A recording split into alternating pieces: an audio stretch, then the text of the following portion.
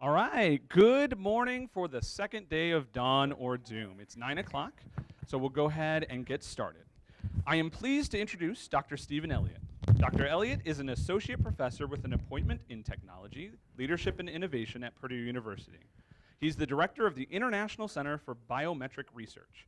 Dr. Elliott also served as the assistant director of the Center for Education and Research in Information Assurance and Security. Dr. Elliott serves on a number of advisory and standards boards and has been honored for his teaching, research, and work in the voluntary consensus standards. He's published over 100 articles on biometrics, ranging from chapters, journal articles, and conference proceedings, and has given numerous talks on biometric research. Today, he will present a talk titled Goodbye Passwords. So please silent your electronic devices, but don't put them away. We want to see you tweeting to the hashtag Dawn or Doom. Please join me in welcoming Dr. Elliott. Thank you. So I wanted to start off today's presentation just by playing a short video and just seeing whether you remember this for some of you in the audience.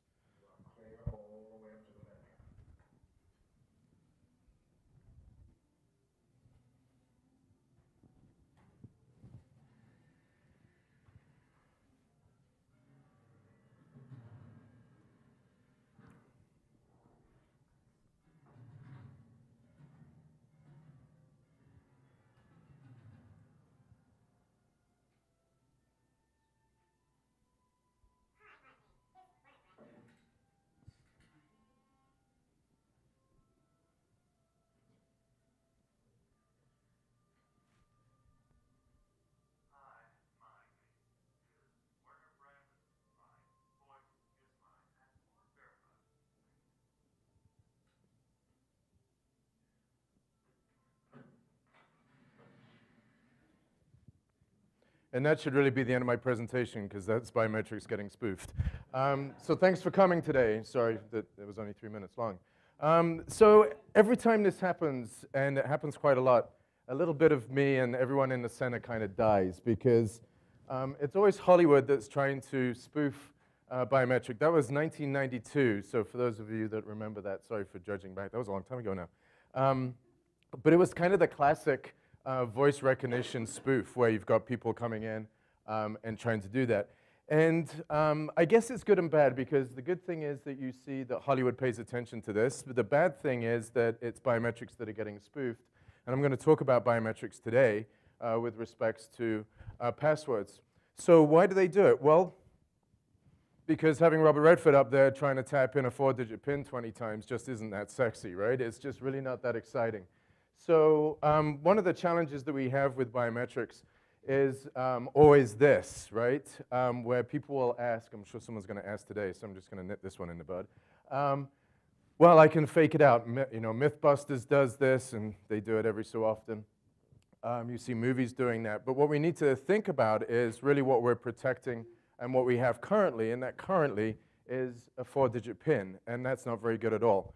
So what I'm going to do today is just introduce you to the world of biometrics and take a look at passwords and beyond 1992 and that infamous movie. I say it's infamous because actually one biometric vendor actually uses that as their marketing tool where you repeat into it. And so I'm not sure whether that's cunning or not. So that's something that we'll take a look at. I got some toys up here as well, so we'll be passing those around.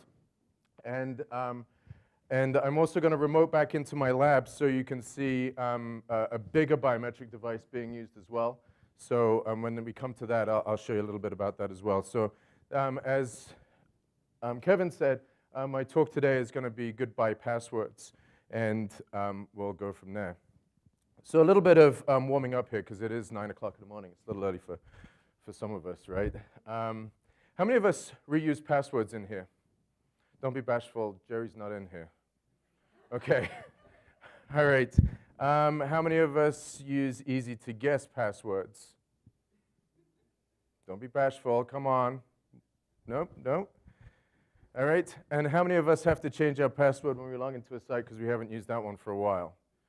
Okay, good. All right. So then I'm going to ask another question, kind of the doom side of this. How many of us have been or know someone that's been hacked or have had their identity stolen? All right, and anyone that's been through that process, quite a lot of you actually for the people at the front, so quite a lot of you have known someone. So wait a minute here. Some of us reuse our passwords. Some of us use easy-to-guess passwords. Some of us always change our passwords when we need to log onto that website, yet most of us know someone or have had our identity stolen. So we know that there's this inherent weakness with passwords. And you know, back in 1992, when I was doing some thinking and researching for this presentation, I thought, well, I wonder what phones looked like back then. And they definitely weren't the clever kinds of phones that we have today, which have biometrics on board. And although this one's the iPhone that has it, Apple, ironically, were not the first people to have biometrics or fingerprints on their phone at all. So you're not the only people, because 55%, this is an Ofcom study, a study in the UK from 2 years ago. 55 of us use the same passwords for different websites. 26 of us use common names or places. My grad student, Zach, is back in the lab. You'll see him in a minute. And we all kind of like to hate him sometimes when he redoes the passwords, because he has these really complicated long passwords, and we're like, really? Can you just use like something that's simple that we can remember? And then we become hypocritical. We're like, oh, we're in a biometrics lab. Maybe we should use some of that technology too. So we all suffer with these things. 25% of us have problems remembering passwords. That's if we make them clever enough. And there is an improvement, though. So the dawn part of this is that with respects to cell phone use, 75% of people say they use a screen lock, and 50% say they have PIN protection for their SIM card. How many of you have some form of lock on your phone? Good, good. So I was watching the radio the other day. So this is kind of a bizarre scenario, but every so often the radio station I listen to online broadcasts, and they have a camera pointing right down at the DJ, and the DJ must not have realized that he was being broadcast, because on his iPhone he typed in the PIN in clear view because the camera was right over his shoulder, and I was just like, what did I just see, you know? And you sit there and you think, well, how strong is that? Now, obviously, someone could try and get that, but if he just went like that, it would be a lot easier with his fingerprints. So we see that there are definitely improvements, but there's a long way to go, because while it may be on your devices, we also see that a lot of people don't use those devices after a period of time. So we do see some inherent, oh, it's really cool, and then some, nah, it doesn't work for me, I'm going to go back to something that's pretty cool. How many of you have Windows 10?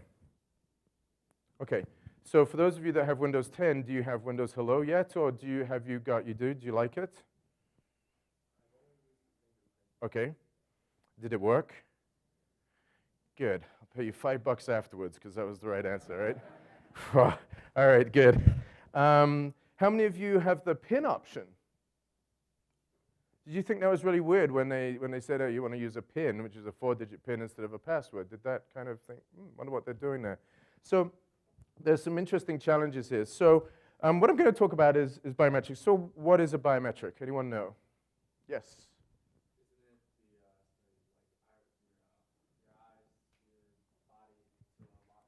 It is. It's you, basically. And there's lots of different biometrics around.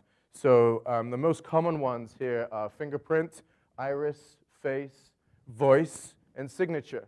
Now, it's ironic because we sign every day when we go to Best Buy and buy cool stuff, or we go somewhere else and buy stuff, we sign. For those of you that were out late last night, your signature may not have been perfect at 2 o'clock in the morning. But we take that as a legal signature. So it's kind of disappointing, really, that we have voice all the time and we have signature all the time, but we don't actually use those in the methods that they could be used for, such as authentication. So with voice recognition on our cell phones, we could use that all the time. So what I'm going to do is I'm going to get Kevin to pass some of this stuff around. So I have a little iris camera here. So this stuff is really kind of affordable. This is an iris camera. We just got this the other day. Hopefully I don't have any students in here, because they're going to unbox it next week. So I'm going to have to put it back in the box, and we're not just not going to stream this until after that. But it's a Myris device. Kev, how much was this thing? So $150, iris recognition device. It's like a hockey puck.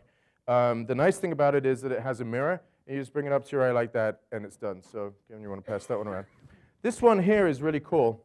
Anyone guess what this would be? No? This is a vein recognition device. So you put your hand over the device like this, about that far, and it recognizes the veins in the palm of your hand. This is made by Fujitsu, and it's about $100 and some odd as well. There you go. So that's really cool. That's another device. Yes?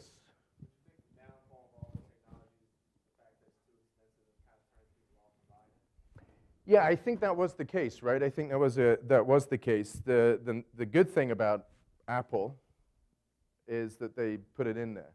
So then all of a sudden, everybody got hold of these devices, right? The demo that I'm going to show in a minute is a border control demo. So for those of you that are traveling in and out of countries and the like, it's a lot easier to use the biometric system. So I think it's awareness, and then once people start buying, the price will come down. Good question. This one here is a fingerprint sensor, and you can see this is just attaches to a USB. This will work with Windows 10. Pass that one around as well. And this one's a little bit different. This one is a bigger brother of that Myris device. This is an iris access control device. So you throw it on a wall, and then you just come up to it and look at it like that. So this is a fairly mid-range kind of device, again, from iLock. And then this one is the one that you probably see. The university has a couple of deployments of these.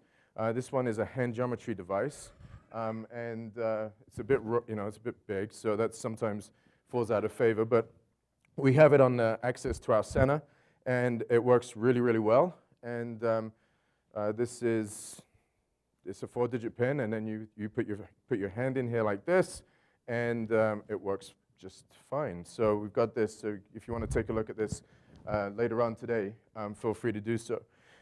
So what we saw in the attack on the video when I started was really just an exercise in false accepts. And the one thing that some people get a little bit frustrated about with biometrics, and they have absolutely every right to do so, is that we work on a game of probability. So when we ask people how many times they want to get into their bank, right? So it's coming up to the end of the month. How many of you really want your bank to be secure? All of you, right? Makes absolute sense for that to occur. How many of you get frustrated or would get frustrated if you locked it down by biometrics but couldn't get in every time? Okay, now how many of you would get frustrated if I could get into your bank account? Okay, so there's no win here, right? There's a trade-off going on that you find.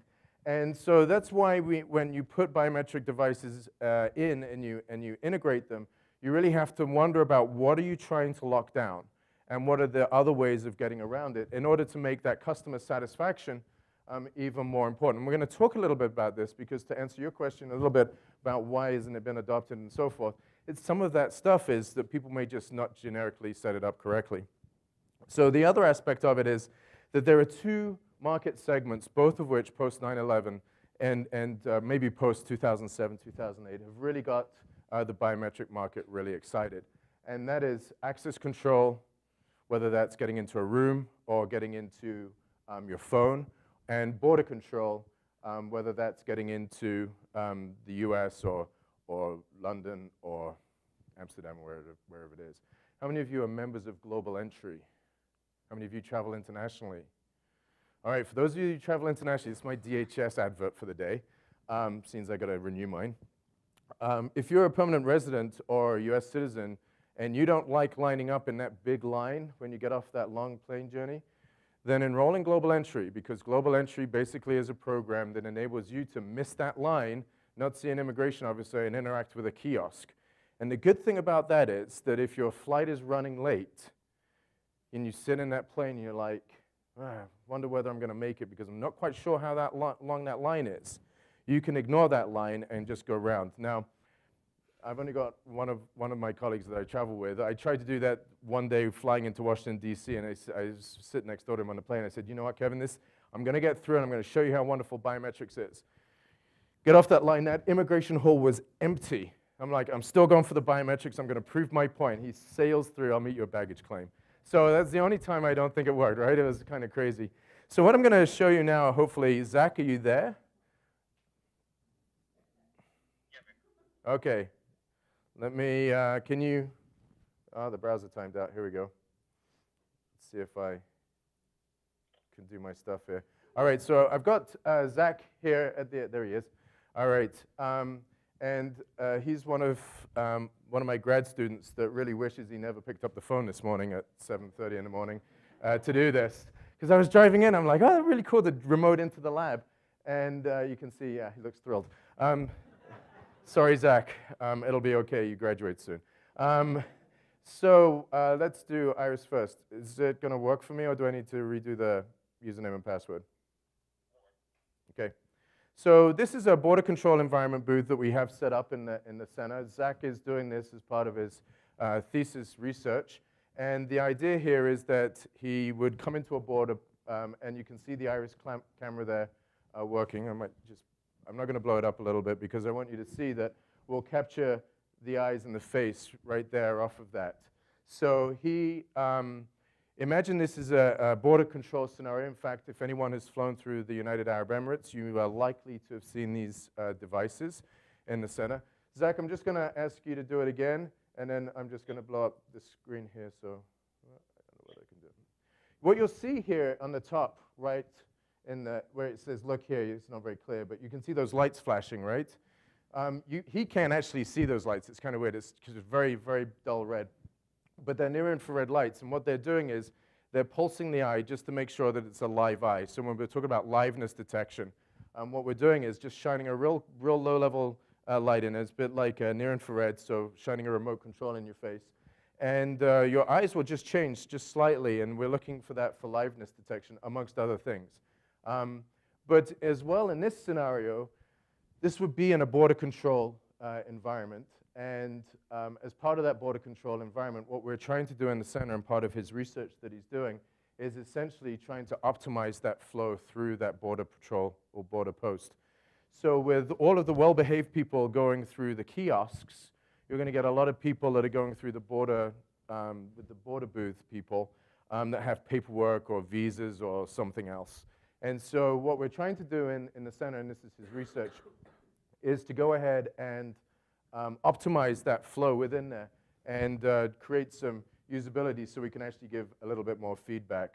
So that is the Iris camera. And now, Zach, you want to do, hold on, fingerprint for me? So what most people would interact with in the fingerprint device is, this is typical coming into the US. How many people have interacted with a fingerprint device on the border? Okay, so we know what we're doing here. So this is what we're looking for. Off you go. I think it's ready. So you can see here, it's a little bit laggy, but you can see here, this is a live scan where he brings up his fingerprints. And what we're looking for is quality, good control quality, and everything else like that. So that's an interaction that we use in our research there. And if anyone is interested in participating in Zach's data collection, see me afterwards. There you go, I recruited for you. All right, thanks, Zach. All right. So that's one aspect of border control environments. And we see that, although it's not necessarily related to passwords, it definitely has got people thinking about this type of technology and understanding a little bit more about why, if they can have it on the border, why can't I have it maybe on my phone or on my computer or PC and the like. So we now see this addition of thinking about things with respect to phones. And that's one of the exciting things that we have with respect to biometrics is what can we do on this? So for those of you that like to develop apps, this is an interesting space to be in because there is a pile of people just rushing to figure out how to do biometrics on a phone. Now, sometimes it's a little bit challenging when you don't necessarily have control of that ecosystem in which you're developing for. And so in the center, we have been doing a lot of research on usability, testing, and evaluation of these kinds of devices. And we've just done a study on looking at face recognition and face recognition on phones. We did a study about 4 or 5 years ago looking at the whites of your eye, so the veins in the whites of your eye. And what would the mode of operation there is that you would look into the camera like this, and be about that far away, and it would log you in. Now, some people might be a little bit uncomfortable with their phone being this close to them, right? Or doing that authentication. I mean, it might look a bit weird. Although we do lots of weird things. Who thought the selfie stick would be kind of cool or something like that, right? But, you know, it's all relative. But when you sit there and think about it, this is kind of an interesting tool. And so when we see new developments and new apps, we like to get them in the center. One of the two things that we're looking at next is Zach, but this is a recorded version of Zach, is looking at authenticating someone on the phone. So just kind of wanted to show you some screenshots of what that would look like. So I'm going to just mute him a little bit. So you can see he's typing in the username there, user ID, and you can see here that he's got to line up there, put his face in that silhouette. And one of the things that we find when we do our testing and evaluation is that we need to prompt the user to do as much work as possible, but at the same time make it as easy as possible for them to use it. So we see here, if it had no silhouette, some people might be wondering, well, how do we go ahead and use it? Am I too far away? Is it too right? Perfect, and everything else like that. So you can see, for example, there, the silhouette is something that is going to help him line up his face with what's going on. The other area of research that we do here while we've got this up is anything you notice with respect to the image on your left-hand side, where he is with his face. Shadows, right? So this is one of the challenges that we have with mobile devices that we might not have had, say, in the traditional testing and evaluation that we did at the beginning, maybe 10, 12 years ago. That border control environment that you see is pretty much stable. It's a pretty okay environment. It's a little dark in the lab where we have it set up, but that's in purpose in some cases. But it's stable. The iris camera is big. It's not going to move. The challenges that we have with this now, and to get this working, is we have all of these ambient lighting conditions. If you take it to the bars or something else like that, when you're trying to authenticate or in a plane or whatever, there's going to be a lot of different noises, and we're going to have to figure out a way to sample that out. So by putting biometrics, by getting people excited in biometrics, there's a lot of work that still has to be done in trying to make it work for all of the different environments that we deal with. And we see the app developers getting a lot better at doing this, in fact, because that's where the bread and butter is, right? They don't want to have you do something that isn't necessarily going to work. So we do a lot of testing with different lighting levels and conditions, and we also do testing, what we call wild testing, where we give you phones to go out. But you can see what he's trying to do is line up his face, and then in this particular case, we're trying to get you to look away, just disengage from that particular device, and look down. So that's a test that we would run just to try and help companies try and improve that in there as well. So that's one aspect of our testing that we do. And then he's going to say that number. So we have two factors. We have face recognition, and we have voice recognition. All right, and the voice recognition tool is commercially available. You can download that on the App Store, and I'm sure this will come along soon. There's a lot of work in this area. Other companies too are involved in this that we work in. So there's lots and lots of startups that are trying to get into this space, and that's kind of exciting to see for us. Most of our work and research is in this mobile space to get rid of passwords and trying to figure out how best to do this in an environment. Now, something that's really, really cool that we're going to share with you today is corneal topography. And we just got this device two days ago. This is an Australian company that is looking at doing corneal topography as a biometric. And that's looking at the shape of your eyes. So wherever the iris camera is, that's looking at obviously your iris. And this one is looking at your cornea. And so again, whoops, let me mute this. You can see that it's a little bit of a experiment at the moment.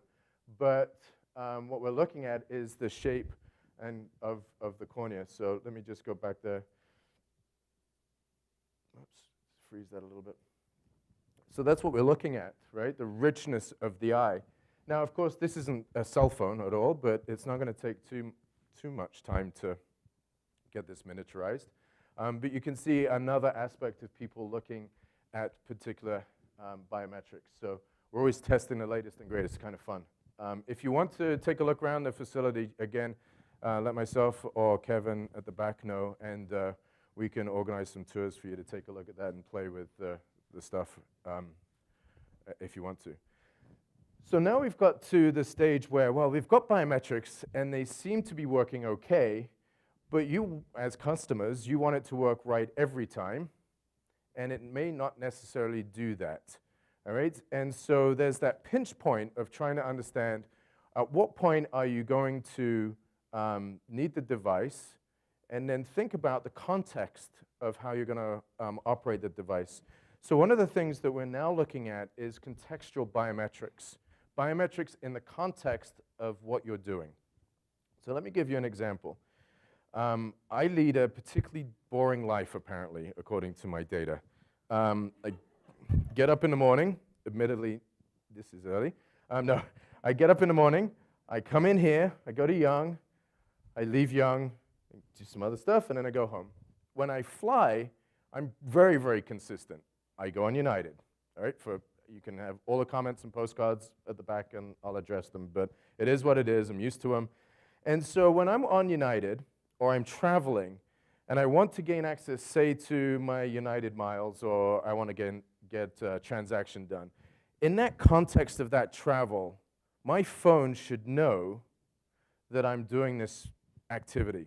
It knows that I'm going to leave my house, bomb it down the road as quickly as possible without breaking any laws, because I always leave it a little late. United needs to know that it's going to be about 30 minutes before that plane takes off that I'm going to appear. We're going to have that little one-to-one about why you're not going to accept my bags, then they will.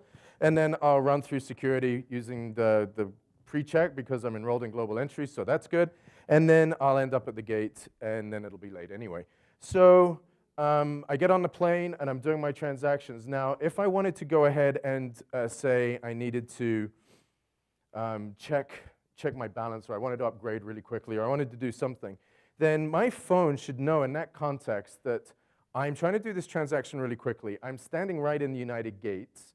I'm doing everything that I normally do, so you don't have to make me jump through 17 hoops to do this transaction. On the flip side, if I flew Delta, my phone should ask me lots of questions because I don't normally do that. And so in the context of looking at what we do, we need to try and figure out how we merge biometrics, which can give you that false accept and false reject that we don't like or don't want, within the context of some transaction that we want to do. Let's assume that I'm in a store, right? And I'm shopping for, say I'm shopping for furniture. And I got my store credit card. What's the one thing that I might be thinking while I'm in the store? Bingo, all right? Do I have enough money to buy what I want to buy? So what would I do? Is no transaction really, but what am I going to do right away? Jump online, see where they have money, right? Do I have to jump through every hoop to just see if I just have enough money to make the transaction? I'm not making any transaction. I just want to see what's going on. If I'm in the store, the GPS of the phone leaks that I'm there, I've got a card, I have the membership and all of that other stuff, then we can use biometrics and GPS and all of the other factors that this phone collects to maybe have a better trust score than if I had never been in that store before and I wanted to check, say, my PEFQ account. So what we're seeing now is a little bit more logic built into the phones, and I think it's probably a whole different discussion about whether you agree or disagree that the phones collect all of this information on you. But if you do sit here and think about it, the next stage where we think is going to be pretty cool is in the context of wearables.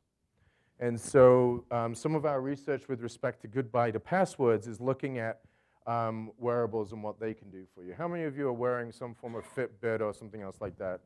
All right, so one of the things that we're looking at now is what can that device say a little bit about you and how you operate, right? It tells you maybe your paces. It might tell you heart rate. If you have the jawbone up 4, anyone have the up 4 at all? You do? Oh, 3. The up 4 does payments, all right? How are we going to authenticate a payment? Just going to wave the band? And so what we have to think about is, can we double the biometric onto that as well? Can we use the contextual biometrics that we've got, so the knowledge that we have about an individual, to go ahead and find a little bit more stuff about you in order to layer that information within the biometric. So this is all fine, right? There's nothing wrong with this technology. But if I want to log onto my phone, I want to make a transaction, and I can't do that because I shouldn't be using it anyway. I am driving. All right? If you're driving down 231 and someone's doing that, right, in the other lane, all right, we need to, that's, all right, how many people, you don't have to stick your hands up because he's recording at the back, but how many people text or do stuff on their phone when they're on the move? All right? And you kind of, I mean, that's the fact of reality of the world, right? You probably don't want to be doing something that's going to take your eyes off the road anyway. You probably don't want to be doing stuff like that when you're doing that. So again, contextual biometrics may kind of help some of those things. And you're probably kind of doing a really stupid thing anyway, like texting or doing that while you're driving anyway. But if your phone locks, you don't want to be doing that to unlock it, all right? And so what you've got to think about is, can we use contextual biometrics to layer the authentication? Because some of the stuff that we do really isn't that important in the whole security scheme of things, and other things that we do is really important. And at the moment, we have a one-size-fits-all, which is that 4-digit PIN, or the fingerprint, or something else like that. So I think in the long term, we're definitely going to see a lot more work in this area, as well as in wearables. And we've got kind of an interesting research project that we're doing this semester as well, with some undergrads in the minor and some students in the MS online. And we're looking at how good those wearables are. Because obviously, if you want to use a wearable for biometrics and you're going to do a transaction on it, you need to make sure that all of the data that comes out of these things is good, all right? How many of you have one wearable and you check it against a phone or moves or something else like that? Is it always the right number? Same number? Is there a difference between the wearable and the phone tracking, or 2 wearables or anything? It's different. So if I'm going to make a transaction, or I'm going to try and build some information about you on your wearable, I need to make sure that that data is good. So I've been checking yesterday I didn't hardly do anything apparently. I just trundled around 2,000 paces. But my phone said I did 1,500. It was a lazy day. And this said I did 2,500. So we're off by 1,000 already, all right? I don't carry my phone everywhere, so that's one of the reasons. But if I'm going to make some logic about my behavior, then we need to start making sure that all of the wearable devices that we have are going to give consistent data. Otherwise, you're going to make some actions that don't make any sense. Northumbria Police is using wearables as form of, they're doing a trial with the Microsoft Band to look at heart rates of officers when they're on patrol. So the idea, I guess, would be if the heart rate spikes, something's happening, right? Well, you don't want the heart rate to spike when they're just running to the car when it's raining or something, right? So we need to put context around the transaction. So in order for us to alleviate this issue of my voice is my password, verify me, we need to make sure that there is context. One of the other things that we look at, just before I close on this, is to think about biometrics in the context of security. Because we talk about goodbye passwords, and something that kind of frustrates people in the field is that we always hold biometrics to a much, much higher level. When you really think about it, how did he get into that room in order to get his Walkman out to play the tape? He used a magstripe card. What do we do transactions on? How do we get into our bank accounts? How do we do all of that? We use a magstripe card. So if you think about the challenges with magstripe cards, and you think about some of the challenges about biometrics, always kind of take a look at it. What are you trying to protect? How are you going to protect it? And at the same time, think about your equivalencies. Currently, you have a 4-digit PIN. It's not that good. So when you can replace that with anything that's better than that, we should kind of be jumping on that bandwagon. And I think that's why we see People and startups going for this because, as I said at the beginning of the presentation, a quarter of us reuse the same passwords and the like. Now, there are obviously some challenges, and we see this all the time. As soon as something like this comes out, so I'm going to pick on Maria because she said she'd be in here and she was going to heckle, and I haven't heard it yet, so I'm going to pick on you anyway. So the Today Show came, right? And the day the Today Show came, the night before CNN did the review on this, that a cat's paw could unlock a phone. And that's all Today Show was interested in. Oh, the cat can unlock the phone. Good. Happy for the cat. But you sit about that and go, well, first of all, the cat's got to enroll. It's be a clever cat. It's got to figure out what it wants to buy. Really clever cat. And then it does the transaction. You've got an awesome cat. You should be selling it for TV reality shows or something. You shouldn't just be doing, well, my phone can unlock this thing. And that's all they were kind of interested in until we started getting them back down to the level ground and looking at this exact challenge, which was passwords.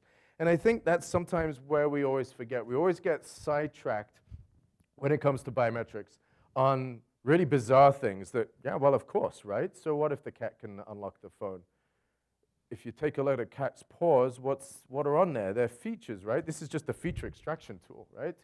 And so Fingerprint has ridges and valleys. It's a set of features. But look in the context of things, right? Is it really a big deal if the thing can unlock the phone? Get your phone away from the cats, right? Just think about it. And so that's something that I always want to take a look at is when you see Hollywood, and I'm sure the next blockbuster will have a biometric that's going to get spoofed, is think about that context. Think about, yeah, sure, it's easy to spoof. How easy is it to spoof a magstripe card? Amazon.com give you all the bits and pieces to do that. All right? We just don't always think in those contexts. So I definitely think, passwords, in 20 years' time, yeah, there'll still be some hangouts that will use them.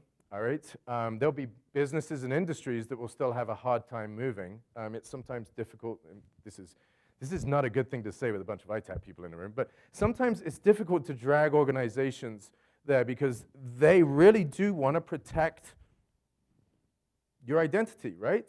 And so while we may get frustrated with all of the, change your passwords and all of those policies, at the end of the day, would you want them to do something different than that? No.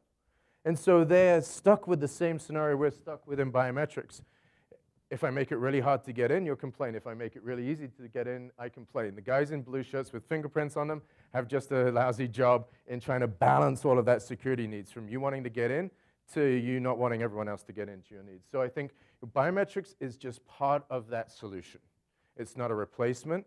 It's another layer that we can use to ensure that we protect what's right to protect. At the same time, we give you easier access. Plus, it's a lot cooler. All right, that's my presentation. Anyone have any questions? I'm sure they do. Kevin's going to... If you have questions, I have a microphone for you. Uh-oh.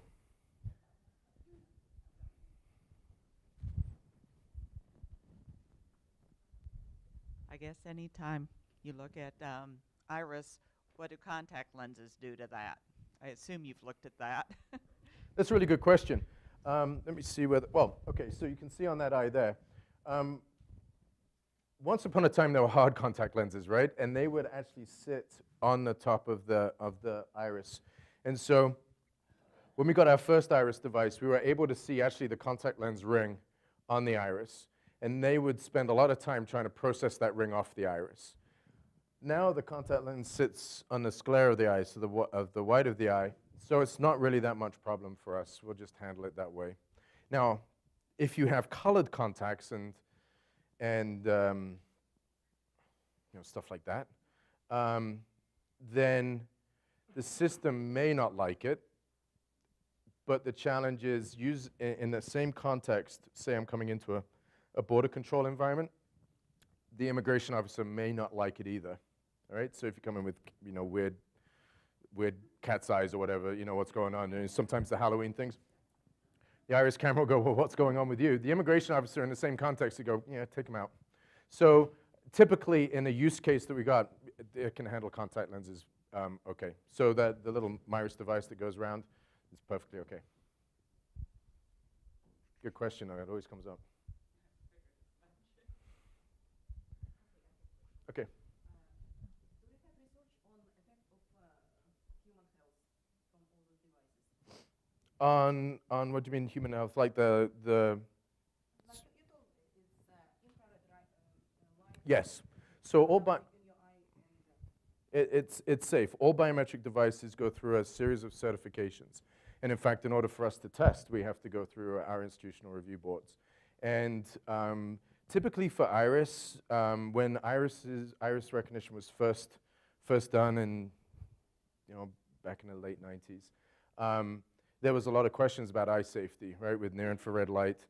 But it's been deemed safe. The Iris device, commercially available, all of these devices are commercially available. It's just like a just ambient light. just statistic for last 10 years as science, people start use very close cell phones and all the data and computers. Rate of eye disease just jump from 60% up, especially kids. I'm They hanging out a lot of time around those kinds of that. Yeah, it might be just general, just to do with eye strain or whatever, with lack of depth, but it's got hardly anything to do, nothing with biometrics at all. So the way that we illuminate the eye and the way that we illuminate the cornea is just as you would normally. So it's a good question. There are IEC standards, so eye safety standards. There's bodies that look at this, obviously.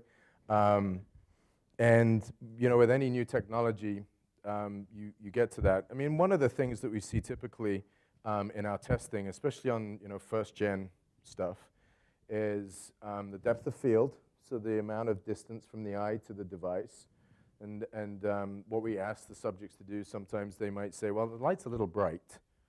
So from that case, it's not in the app developer's best interest to keep that light that bright, otherwise they're not going to sell the app. So you do see a lot of research being done in increasing that depth of field, as well as trying to collect it with as less illumination as possible. medical training and Yeah. like 20 years in medical field. So I know this perfect distance between regular sunlight between eyes, Mhm. like daylight. It's like your reference conduct is 30 centimeters for kids and for Mhm. for humans. That when we say here it's too close. Yeah, but yeah, I mean, but they've gone through the safety process. So those ophthalmologists and safety people have determined that it's okay. Yeah, we've got all the stuff back in the center too, so be happy to show it to you. But I mean, it is a valid question as we start looking at these things. But yeah, we go through all of that. Good question, though. Yes. In your opinion, what is the greatest setback for biometrics becoming popular and used more often? What is the greatest setback? It's when the greatest there's two, I think. One is when people set it to a higher level than what it's trying to protect. And so that context, in passwords, we're replacing typically lousy passwords. That's always better. So I think when people stop using the biometric because it might not be easy to use and they revert back to the PIN or the password, that's when it becomes a shame, because that technology is there, but the people that have developed the technology just haven't made it as easy to use as a PIN or a password.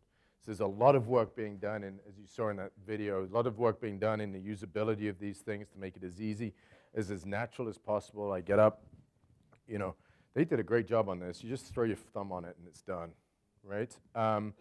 And they wouldn't have put a fingerprint on this if they hadn't have done their homework on that. So I think the greatest thing is for these guys to have done it. The challenge with this now is to keep it going.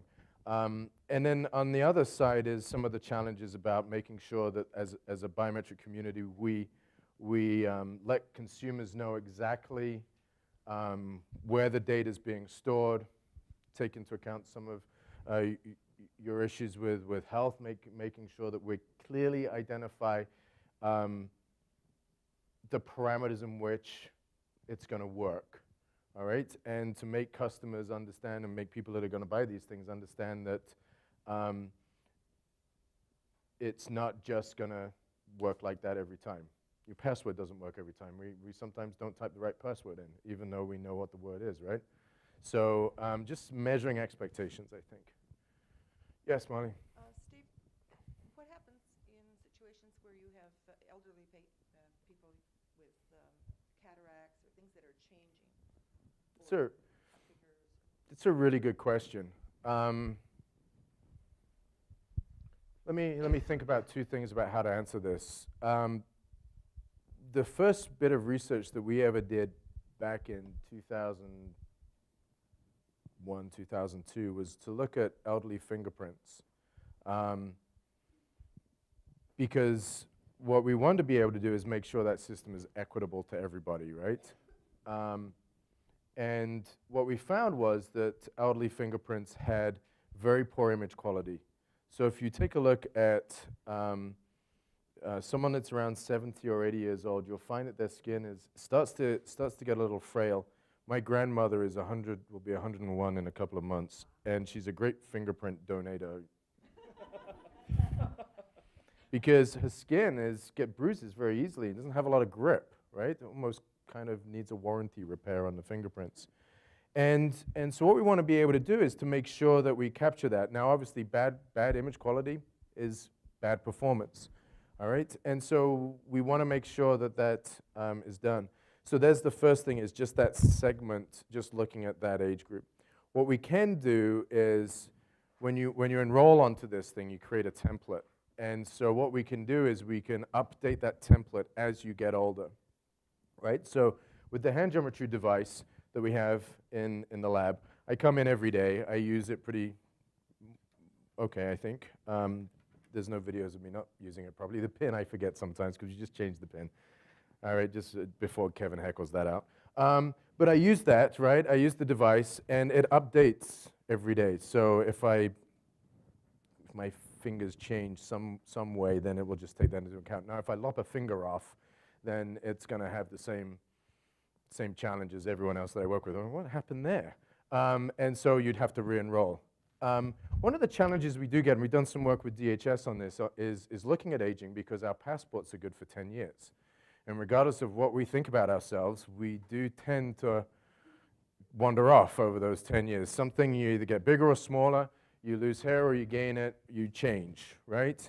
And that's kind of interesting, and there aren't really good answers to all of these conundrums, but basically because we have to collect that data, and collecting data over a longitudinal period of time is very, very expensive. We collected data in our center for 5 years, people coming in over a period of 5 years, but that becomes very difficult if you've got depending on who you're collecting, because this is a fairly transient population as well, right, with students coming in and out. So we have, that is a very much an active area of research. Some biometrics, such as eyes, are argued to be more stable, although there is some debate between the stability of eyes. But normally you can try and build in some form of logic to see where you're at, and then again use that context. If I'm coming in and over the border every time, I fly a lot, so I cross the border 20 times a year, 10 times a year, I don't know what it is. They should update my template, because my passport doesn't look like me, all right?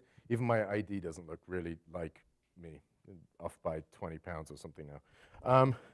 So that's a challenge if we're using those soft biometrics in the card, right? Because I'm not really who I say I am on that thing, because I've grown.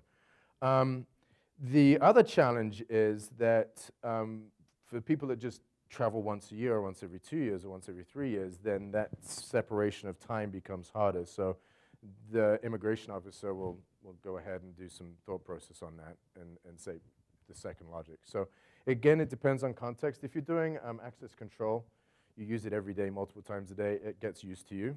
It watches you age, and it takes that into account. If you're separated by a period of 3, 4, 5 years, then the biometric will do exactly like your friends do that haven't seen you for 5 years. Probably not friends, but you know what I'm saying.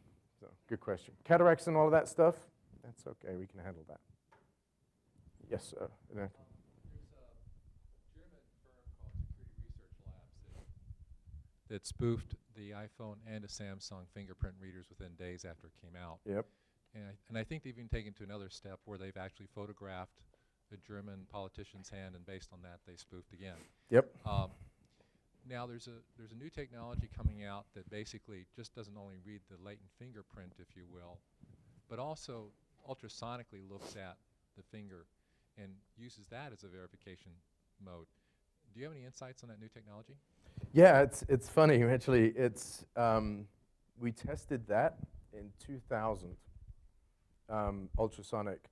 There was a company. I'm trying to think what the company's name was now. I can't recall. But it was about this big. It was a fingerprint sensor. You put your fingerprint down, and it went underneath. Their logic was that it went underneath a couple of layers of skin to make sure that it was live. Yeah, I think so spoofing aside, I think all of these manufacturers and everything have to, vendors and whatnot of biometrics, will take into account lots and lots of other variables in order to make sure A, you're live, and B, you're in the context in which you're trying to make the transaction, right? So I think there's going to be biometrics plus all of that other information that you leak about yourself. From the spoofing aspect of it, yeah, you can spoof pretty much anything, right? So in the context of the Germans getting the fingerprint of the finance minister because the TV was in 4K, and they could pull it out and they could crop it and they could throw it in a matcher and say, voila, we've matched. The context of that is, yeah, they just cut an image, threw it in an extraction algorithm, got the minutia, got another image, throw it in an extraction algorithm, and they said, voila, we've matched. What they didn't do was make a transaction. So you can spoof a lot of things. We leave a lot of things about us around. How many of us post our faces somewhere? How many of us take selfies?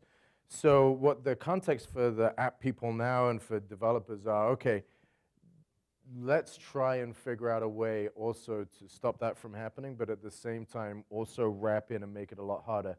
Then on the flip side, also look back at those passwords. What am I trying to stop you getting access to? And if it is a magstripe card, then it's still better because that took a lot of effort and time to hack into that thing and take the photograph. I sometimes joke, you know, you put all this security on the wall and then you're going to lob a brick through the window. So how much time do you want to spend spoofing the hand geometry machine when we use lowest bit glass or whatever, right? So, but yeah, it's fascinating. Stephanie Shuckers from Clarkson University does a lot of work in that area in iris recognition. It's fascinating with spoofing. Yeah. So in your work, I'm guessing that you use pretty strong encryption to store these images of various types, etc.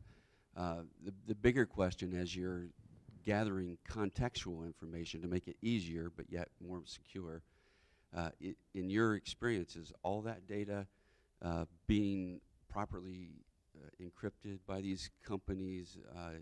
So that the trail that you're leaving, how easy it is for application developers to get to, by selling you a game that's actually trying to look in your phone and get all this other information. And likewise, what kind of controls are you seeing regarding, I scan my thumbprint and somebody decides to take it and store it online in the cloud somewhere to use it for who knows what?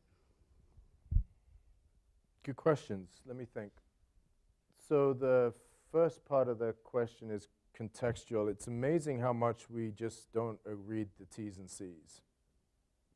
So when I download an app or I do something and I just go accept. I did it this morning when Apple pushed out a new update. I didn't sit down and read it. I would have missed my 9 o'clock. And then you would have had someone else. Or no one. We just blast through that. We don't care. Now, yeah, I guess naively, when we looked at some vendors and we looked at what that phone was pulling, that was kind of interesting. We were like, oh, really? Because I guess you know that it's pulling all kinds of stuff.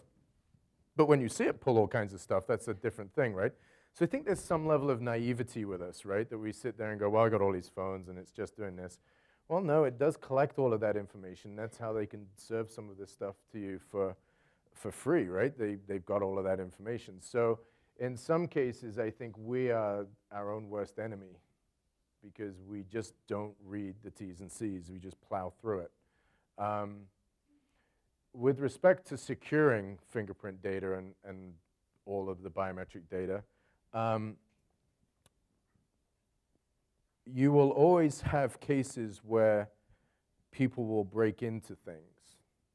And you will always have people that try and stop them to break into things. And that is just a continuation, whether it's social security numbers, whether it's data, or whether it's fingerprint data or iris data. It behooves the companies to try and secure that as best as possible. And I would assume that the majority of app developers and companies that do identity management, the big companies that do identity management, look at that. There are cases, right? We just seen OPM, right, where they've just done a whole bunch of fingerprints have just gone. But that would be no different to any other data. There's plenty of ways to not store a raw image, all right? And if you don't store raw, what I'm talking about with a raw image is a fingerprint, all right? So you saw the picture of Zach. Let me see whether it's up on the screen. Might have killed it. Yep, he killed it. The eye on his screen. Now, you wouldn't want to store that eye. You shouldn't. You should store a template, and you should encrypt that template. And so if that template gets stolen, you delete the template, you re-enroll, and you shift it a little bit, all right? So just because you have two eyes doesn't mean that you only have two goes at this. If you're a good biometric vendor, you will take that into account. That's been a long criticism. I have 10 fingers, I have two eyes, I have one face. What if I lose it? That's been around since this stuff started. So hopefully by now they've figured that out. And so, but you will get people that just don't respect data, and they will just not encrypt it, and they won't do anything. But I think that's just part of life. Yeah. Yeah, that's right. But in your field particularly, we're approaching HIPAA data, right? I mean, because this is physical kind of attributes and health information, et cetera.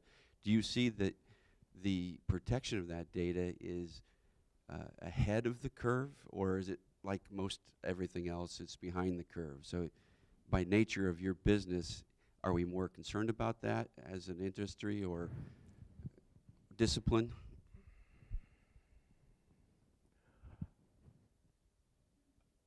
Kevin's going to make me run out of the clock, but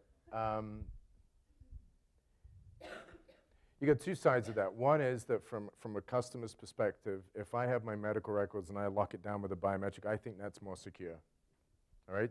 I would love to have my medical records locked down by my biometric when I log on to an EHR, because the one that I use just is a username and password, and it's really pretty simple to figure out stuff. I mean, it's not, well, in my opinion, it's not the best. I would love to have a biometric logged on that. So from a customer's perspective, I think that would be a lot better. It's a lot better than what I have today. With respect to locking down biometrics with all the other data, I just think that they shouldn't store raw images. And therefore, if they're storing templates that they protected properly, or even if they get hacked, it's not the end of the world from a biometric perspective. If you're storing raw images, you need to do just as much securing as you would my vaccination records or anything else. I think, obviously, OPM has definitely put a light on that today, or yesterday. Did they store images? I don't know. I didn't look too deeply. And how much time was spent on the communication path on stuff like the Well, that's a great question, right? That's something that typically you'd want to take a look at as part of securing, right? You don't want to add a biometric and not make it any more secure, right? So I think that's part of say ITAP's due diligence, if they were looking at this, would be to look at the entire sensor, what it outputs. Is it doing the feature extraction on here and sending the template down the pike, or is it sending a raw image down the pike? That's something that people in information security need to know as part of the due diligence of deployment. That's, yes. It's time. But I want to thank you guys all for coming out here today. Steve will stick around here if you have questions. All of these videos are being recorded, and we will post them online here in the future. So thank you guys very much. Thank you, Dr. Elliott. Thanks.